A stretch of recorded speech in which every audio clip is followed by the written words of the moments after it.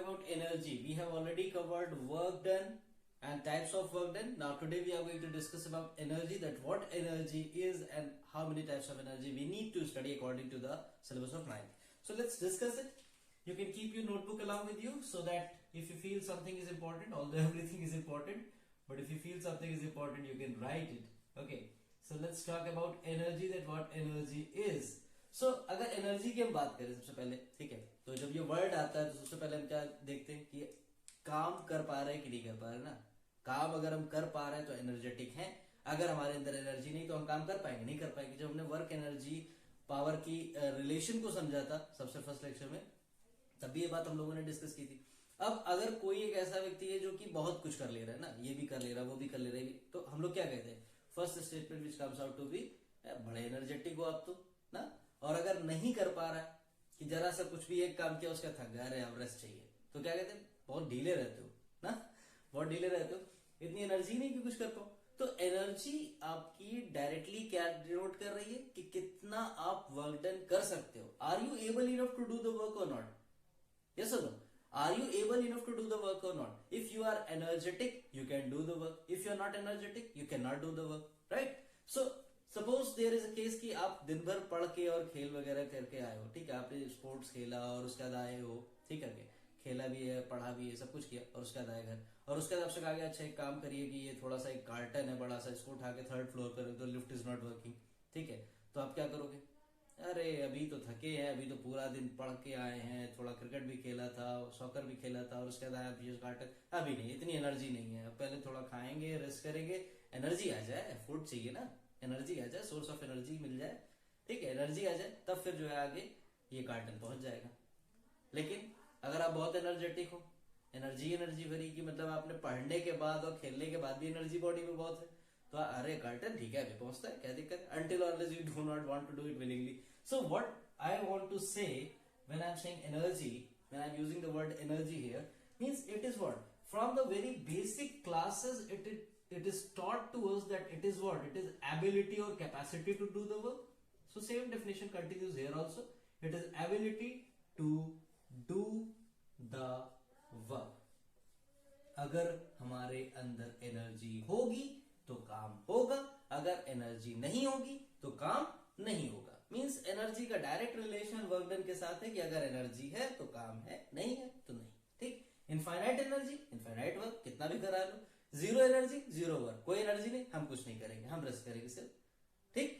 तो एनर्जी आपकी क्या बताती है कि whether you are able enough to do the work और not, means it is the ability to do the work. Yes, now if it is associated this much with the work that whatever the energy will be, that will be responsible for carrying out the task, that will be responsible for doing the work. So if I talk about the unit, that is the SI unit of energy, the SI unit of the energy will be कितनी होगी, जो work की थी वही इसकी भी होगी। SI unit कितनी होगी, SI unit of energy will be क्या हो जाएगी, जो वहां पर होती थी वर्क डन, वही यहां पर भी हो जाएगी जूल, ठीक है, कितनी हो जाएगी, जूल हो जाएगी। क्यों? क्योंकि एनर्जी ही तो वर्क डन है। अगर एनर्जी होगी तभी तो वर्क डन होगा, अगर एनर्जी नहीं होगी तो वर्क डन होगा, कभी नहीं हो सकता। यही तो हम बात कर रहे हैं कि अगर एनर्जी होगी, suppose if I keep this marker, मैंने इस मार्कर को यहां पर रख दिया, ये मार्कर हमारा यहां पर रखा है, अब अगर इस मार्कर को मुझे यहां से लिफ्ट करना है, ये मार्कर यहां रखा था, ठीक है, और मुझे अगर इस मार्कर को लिफ्ट करना है तो मैं क्या कर रहा हूं, मुझे एनर्जी होनी चाहिए ना इस मार्कर को उठाने की। ये तो मार्कर तो छोटी सी चीज है, अगर कोई बड़ी चीज होगी तो I should have that much energy in me ना, एनर्जी मेरे अंदर होनी चाहिए तब तो मैं वो काम कर पाऊंगा। तो एनर्जी का डायरेक्ट रिलेशन जब वर्क से है, तो जैसे वर्क है वैसे ही एनर्जी है, तो उसकी यूनिट्स भी सेम होंगी, ठीक है। जूल आपकी होती है एसआई यूनिट एनर्जी की, ठीक है, और अगर हम किलो जूल की बात करें तो 1 kilo joule is equals to 1000 joule. ये सारी बेसिक सी चीजें हैं। किलो में 1000 होता है, आपको भी पता है, मुझे पता है, लेकिन बताना पड़ेगा क्योंकि यहां पर लिखना पड़ेगा, नहीं तो आप भी नहीं लिखोगे, ठीक है। Now another unit, this is important, this is very important, please pay attention to it. 1 erg, there is another unit of energy that is erg, ERG से हम उसे डिनोट करते हैं, क्या बोलते हैं, अर्ग बोलते हैं, ठीक है, इसे हम बोलते हैं अर्ग let me right it also, इसे हम क्या कहते हैं, इसे हम कहते हैं अर्ग, ठीक है, erg. 1 erg is equals to how much, that is equals to 10 to the power -7 joule. ये न्यूमेरिकल्स में आपके लिए हेल्पफुल होगा, so this is very important, इसको आप याद रखिए, शॉर्ट क्वेश्चंस में और न्यूमेरिकल्स में ये आपसे पूछा जा सकता है कि 1 erg is equals to how many joules, so you will write 10 to the power -7 joule, ठीक।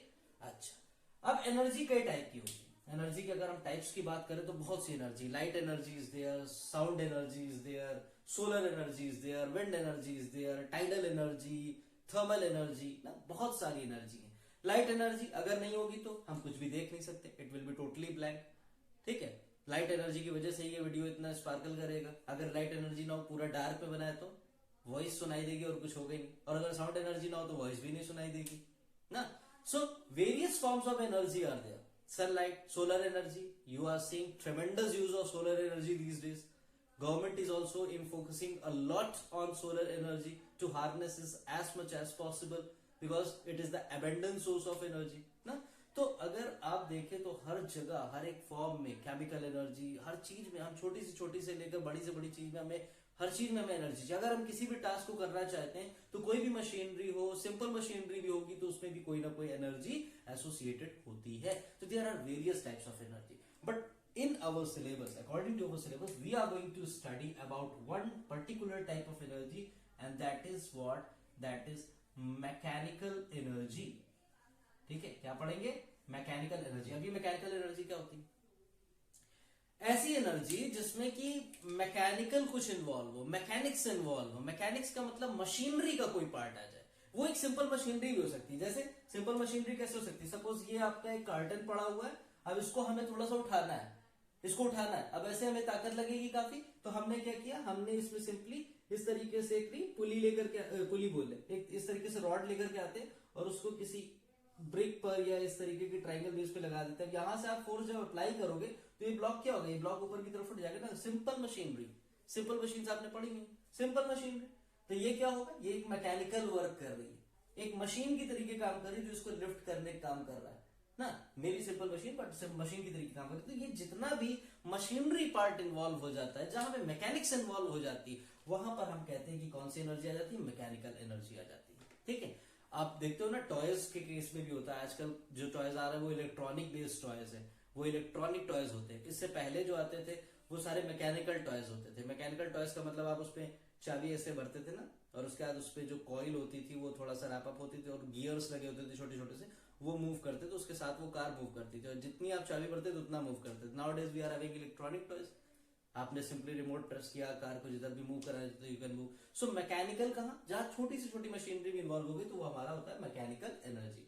और ये कितने टाइप की होती है, this is of 2 types, mechanical energy is of 2 types. कौन कौन सी, एक आपकी होती है काइनेटिक एनर्जी, ठीक है, एक आपकी होती है काइनेटिक एनर्जी और एक आपकी होती है पोटेंशियल एनर्जी, ठीक। एक आपकी काइनेटिक एनर्जी और एक आपकी पोटेंशियल एनर्जी। इन दो के बारे में ये हमको पढ़ना है कि इनके एक्सप्रेशन क्या होते हैं, इनका फॉर्मूला क्या होता है, ठीक है। यही सब हम लोगों को इसमें पढ़ना है, ठीक है। सो स्टार्ट करते हैं हम लोग। सबसे पहले इन दोनों का बेसिक इंट्रोडक्शन पढ़ लेते हैं कि काइनेटिक और पोटेंशियल होती क्या है, उसके बाद हम लोग आगे की चीजें पढ़ते हैं, ठीक है। इनको इन डेप्थ में पढ़ेंगे, पहले इनका बेसिक समझ लेते हैं कि क्या होता है। सी, whenever we are using word kinetic, it is derived from a Greek word kinesis. kinesis Greek word से निकल करके आया जिसका मतलब होता है मोशन या मूवमेंट, ठीक है। नॉट मोमेंट, इट्स मूवमेंट, ठीक है। मोशन, कोई भी बॉडी अगर मोशन में है, कोई भी ऑब्जेक्ट मूव कर रहा है तो उस समय उसमें जो एनर्जी होती है उसे हम कहते हैं काइनेटिक एनर्जी। क्या कहते हैं, उसे हम कहते हैं काइनेटिक एनर्जी, ठीक है। तो कोई भी अगर ऑब्जेक्ट मूव कर रहा है उसमें जो एनर्जी है उसे हम कहेंगे काइनेटिक एनर्जी। और इसका फॉर्मूला क्या होता है, इसका फॉर्मूला आपका होता है, काइनेटिक एनर्जी को हम के से डिनोट करते हैं, it is equals to half mv square, where m is what, m is the mass of the body, जो बॉडी मूव कर रही है उसका मास, मास ऑफ बॉडी, और v क्या है, v इज द वेलोसिटी, जिस वेलोसिटी से वो मूव करती है, the velocity with which the object is moving, that is known as velocity, ठीक है। तो ये आपका फॉर्मूला होता है। ये कैसे आया, कहां से आया, ये अभी हम लोग डिस्कस करेंगे। इसके डेरिवेशन हम लोगों को समझनी है कैसे होगी, वी विल डिराइव इट। तो आप क्या करिए, अभी फिलहाल आप एक स्टार बना के रखिए कि नहीं हमें इसको अभी पढ़ना है, अभी इसको पढ़ना है, अभी इसको करना है डेरिवेशन। अब आ जाती बात पोटेंशियल की, ठीक है। पोटेंशियल तो देखिए, इसको याद रखने के लिए सबसे सिंपल तरीका मैं आपको बताता हूँ, P फॉर पोटेंशियल, ठीक है, और P से ही वर्ड एक आता है क्या, पोजीशन। तो अगर किसी ऑब्जेक्ट में पोजीशन की वजह से कोई एनर्जी है, ठीक है, किसी ऑब्जेक्ट में जिसको जो ऑब्जेक्ट आपने कहीं रखा है तो उसकी कुछ ना कुछ पोजीशन होगी ना, ये यहाँ पर है, इसकी पोजीशन कुछ है, इसकी पोजीशन कुछ हो गई, अब इसकी पोजीशन कुछ हो गई, अब इसकी पोजीशन कुछ हो गई। तो एवरी टाइम हम इसको क्या कर रहे हैं, पोजीशन इसकी चेंज करते जा रहे हैं। तो जैसे जैसे पोजीशन चेंज होगी वैसे वैसे इसकी एनर्जी भी क्या होती जाएगी, चेंज होती जाएगी। सो कभी भी अगर किसी भी बॉडी की एनर्जी उसकी पोजीशन की वजह से होती है तो उसे हम कहते हैं पोटेंशियल एनर्जी। और पोटेंशियल एनर्जी को हम डिनोट करते हैं जनरली P से, या किसी भी अल्फाबेट से डिनोट कर सकते हैं। हम इसे PE से डिनोट करें क्योंकि P हम ऑलरेडी यूज कर चुके हैं मोमेंटम के लिए, ठीक है। तो PE will be equals to mgh, ठीक है। ये भी हम लोग डिराइव करेंगे कहां से, where m is what, again mass, g आपको पता है एक्सेलरेशन ड्यू टू ग्रेविटी, और h हाइट, ठीक है। h आ गया आपका हाइट ऑफ द ऑब्जेक्ट, ठीक है। ये दोनों में डिफरेंस है, काइनेटिक एनर्जी और पोटेंशियल एनर्जी। और एक बात आपको बता देता हूँ थोड़ा कॉम्पिटिशनल पॉइंट ऑफ व्यू से, बहुत इंपॉर्टेंट है आपके लिए, कि कभी भी अगर आप इन दोनों का सम करते हैं, काइनेटिक एनर्जी का सम करेंगे पोटेंशियल एनर्जी के साथ, तो ये आपको देता है टोटल मैकेनिकल एनर्जी। ये याद रखना है, mechanical energy is the summation of kinetic energy and potential energy. जहां पोटेंशियल एनर्जी कम होगी वहां काइनेटिक एनर्जी ज्यादा होगी, जहां काइनेटिक एनर्जी कम होगी वहां पोटेंशियल एनर्जी ज्यादा होगी, लेकिन इनका सम टोटल जो होगा वो निकल करके आएगा मैकेनिकल एनर्जी। खैर ये बात केवल कॉम्पिटिशन पॉइंट ऑफ व्यू से थी, तो इसको बताने का केवल इतना ही ऑब्जेक्टिव था। बाकी इसको आपको समझना है नहीं समझना है, अभी तो इतना नहीं समझना है, अभी आपको इन दोनों पे फोकस करना है, ठीक है। Slowly slowly we will move step by step. तो आपको ये दोनों समझने हैं, चलिए इनको समझते हैं, बिल्कुल समझते हैं। तो सबसे पहले हम क्या करते हैं, काइनेटिक एनर्जी को समझते हैं कि काइनेटिक एनर्जी क्या होती है। तो मैंने आपको बेसिक्स इसका बता दिया कि जब भी कोई बॉडी मूव कर रही है तो उस बॉडी में मूवमेंट की वजह से जो एनर्जी पजेस होगी उसे हम कहते हैं काइनेटिक एनर्जी, ठीक है। अब देखिए काइनेटिक एनर्जी तो हमने बोल दिया। Now let's talk about the kinetic energy first. We already discussed that kinetic energy will be the energy because of the motion. Let me write it also for you people. Kinetic energy is our title, and kinetic energy is what? It is energy possessed in a body due to motion, ठीक है। Motion की वजह से, movement की वजह से जो energy possess है बॉडी में उसे हम कहते हैं काइनेटिक एनर्जी। इसका फॉर्मूला आप लोगों ने क्या अभी देखा, इसका फॉर्मूला होता है KE या K equals to half mv square. Now we need to understand the derivation of this, ठीक है। काइनेटिक एनर्जी का डेरिवेशन समझते हैं कि कैसे इसे हम डिराइव कर सकते हैं। सो लेट अस कंसीडर कि ये एक सरफेस है, ये एक सरफेस है, और इस सरफेस पे ये हमारा एक ऑब्जेक्ट रखा है जिसका मास क्या है, m है, और ये जहां रखा है इस पोजीशन का नाम हम रख देते हैं A, और इससे थोड़ी दूरी पर एक पोजीशन ले लेते हैं B, जो कि कितने दूरी पर है, s डिस्टेंस पर है, ठीक। ऑब्जेक्ट रखा है, s डिस्टेंस की दूरी पे एक पॉइंट ले लिया हमने। अब देखिए इसके बाद हमने क्या किया, हमने इस ऑब्जेक्ट पे एक फोर्स लगाया F, और F फोर्स लगा करके हम क्या कर सकते हैं, हमने जैसे इस पे फोर्स F लगाया तो इसमें मूवमेंट स्टार्ट होगी, मूवमेंट स्टार्ट होगी यानी क्या होगा, वेलोसिटी v आएगी। इनिशियली ये ब्लॉक किसमें था, इनिशियली ये ब्लॉक रेस्ट पे था, तो हम क्या कर सकते हैं, we can say u is equals to 0। Initially ये u कितना हो गया, इनिशियल वेलोसिटी जो इसकी थी वो 0 हो गई, और जब हमने फोर्स लगाया तो अब इसकी वेलोसिटी कितनी हो गई, v हो गई, ठीक है। तो हम एक काम करते हैं, कलर चेंज कर देते हैं, इनिशियल वाले को हम लोग ब्लू से शो कर देते हैं, और जब फोर्स लगाया, रेड देखिए, रेड से जब फोर्स लगाया तो वेलोसिटी v आ गई, जैसे हम लोग u इक्वल्स टू 0 मान लेते हैं, ठीक है। अब क्या होगा, अब जब हमने फोर्स लगाया, वेलोसिटी आ गई, तो ये ऑब्जेक्ट मूव करके कहां पहुंच गया, ये ऑब्जेक्ट मूव करके आ गया B पे, ठीक है। ये ऑब्जेक्ट मूव करके आ गया B पे, ठीक। तो अब यहां से देखिए इसके डेरिवेशन कैसे करेंगे, ये केस समझ में आया, ब्लॉक है, मूव किया, वेलोसिटी v, ठीक, finally it come to the rest, okay. Now if we talk about kinetic energy, let us understand this concept कि हम जानते हैं फोर्स इक्वल्स टू कितना होगा, force is equals to mass into acceleration होगा, force is equals to mass into acceleration होगा। देखिए velocity यहाँ पर है, यहाँ पर भी u है, वेलोसिटी चेंज हो रही है, जीरो से थोड़ी वेलोसिटी आई और फिर थोड़ी वेलोसिटी जो थी बाद में जब ये ब्लॉक कंप्लीटली बी पर पहुंच के रेस्ट पे आ जाता है, बी पे पहुंचने के बाद ये ब्लॉक क्या हो गया, it comes to the rest. तो पहले जीरो थी, फिर v हुई और v होने के बाद फिर फाइनली बी पॉइंट पे आके फिर जीरो हुई। वेलोसिटी चेंज हो रही है, वेलोसिटी चेंज होगी, कुछ टाइम लेगी, जो टाइम लेगी, जिस टाइम पे वेलोसिटी चेंज होगी वो क्या बनेगा, that will become acceleration, because you know acceleration is what, it is change in velocity per unit time, ये आपको पता है। तो इसलिए हमने क्या किया, मास इनटू एक्सेलरेशन फोर्स कर दिया। ठीक, अच्छा अब हम क्या कर सकते हैं, now we are having v here, we are having u here, we are having s here, acceleration की भी बात भी हम लोगों ने कर ली है।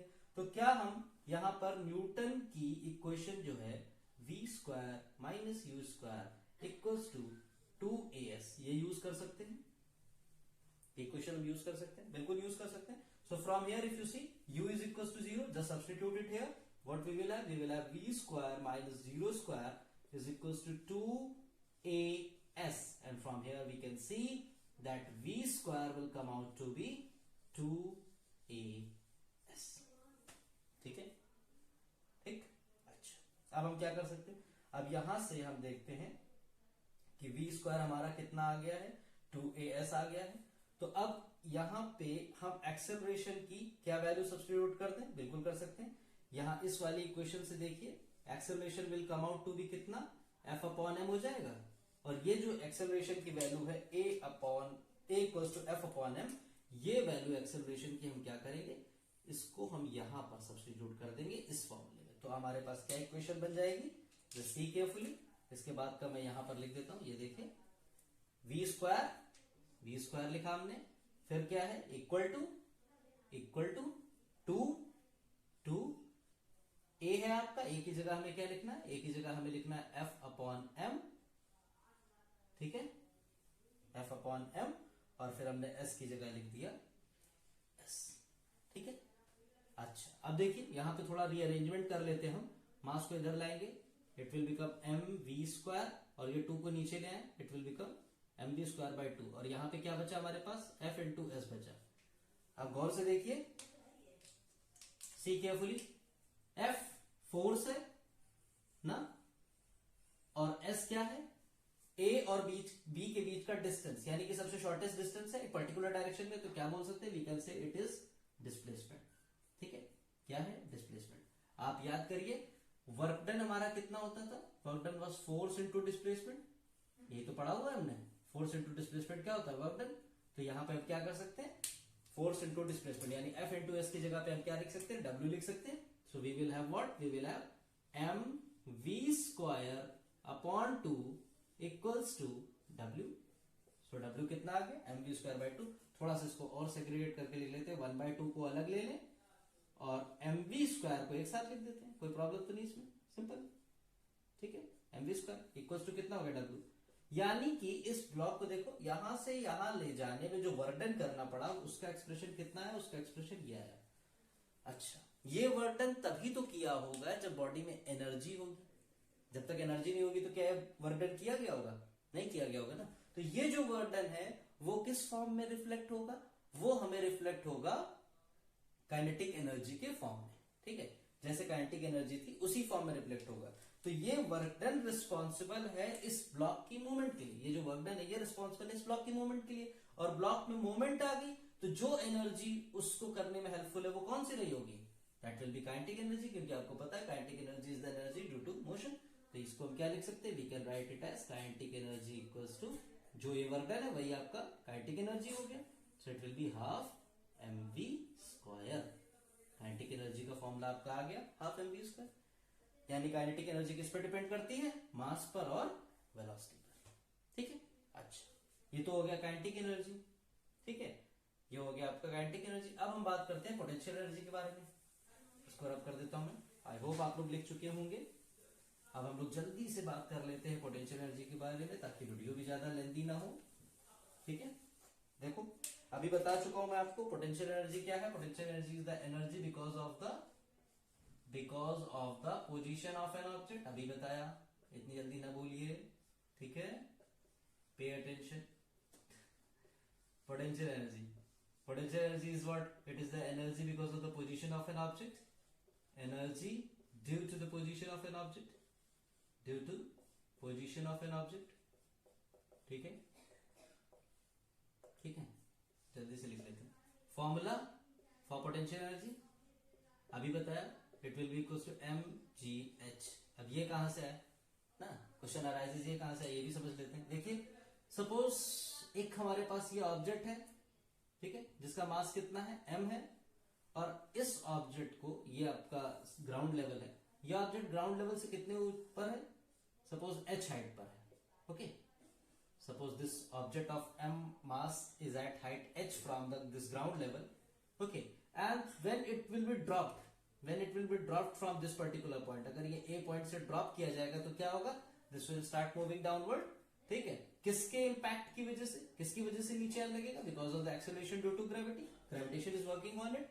तो जिस एक्सेलरेशन से गिरेगा उसे हम क्या बोलेंगे, g बोलेंगे. ठीक है, सो इसकी पोजीशन अभी a है, और जब ये यहां आ जाएगा तो ये कहां पर आ गया, ये सपोज यहां आकर गिरा तो इसकी पोजीशन b हो गई. इसकी पोजीशन क्या हो गई, b हो गई ना. तो इस ऑब्जेक्ट की क्या हुई है, पोजीशन चेंज हुई ना, फ्रॉम a टू b. इसकी पोजीशन चेंज हुई है, और किसकी वजह से हुई है, because of the gravitation, g की वजह से हुई है. तो हम यहाँ पे क्या कर सकते हैं, वर्क डन का फॉर्मूला आपने पढ़ रखा है, क्या होता है, अभी बताया था थोड़ी देर पहले, पुरानी डेरिवेशन में बताया था, फोर्स इनटू डिस्प्लेसमेंट होता है ना. फोर्स कितना होता है, मास इनटू एक्सेलरेशन. हमने लिखा मास इनटू एक्सेलरेशन, अभी लिख रहे हैं मास इनटू एक्सेलरेशन, कई लोग समझ गए होंगे, लेकिन अभी हम लोग एमए लिखेंगे. ठीक है, इनटू, अब डिस्प्लेसमेंट कितना हुआ, देखिए इनिशियल पोजीशन ये, फाइनल पोजीशन ये, तो डिस्प्लेसमेंट कितना, जितनी हाइट इसने कवर की h, तो इसको हमने लिख लिया h. ठीक है, अब देखिए m, बेटा ये एक्सेलरेशन कौन सा हो जाएगा, एक्सेलरेशन कौन सा हो जाएगा, एक्सेलरेशन तो एक्सेलरेशन ड्यू टू ग्रेविटी हो गया ना, क्योंकि वर्टिकल मोशन हो रहा है. तो एक्सेलरेशन कौन सा होगा, because of the acceleration which is acting on the body due to the gravitational force, due to the gravity. तो हम इसे g लेंगे. Let's substitute a as g, a की जगह पे g लिख देते हैं. ये कितना हो गया, h. ये आपका आ गया वर्क डन. यानी कि इस ऑब्जेक्ट की पोजीशन को चेंज करने के लिए जो वर्क डन करना पड़ा वो कितना था, mgh. अब जैसे वहां पे ऑब्जेक्ट को मोशन में लाने के लिए जो वर्क डन करना पड़ा वो हाफ mv² था, तो वो काइनेटिक एनर्जी हो गया था. वैसे यहां पर इस ऑब्जेक्ट की पोजीशन a से b चेंज करने के लिए जो वर्क डन करना पड़ा है w, which is mgh, वही आपका क्या हो जाएगा, that will be reflected as potential energy. तो पोटेंशियल एनर्जी आपका कितना हो जाएगा, PE will be equal to, यही आपका जो वर्क डन था, this will reflected as potential energy, so it will be mgh. So these are the two very important energies which we have to study. Okay.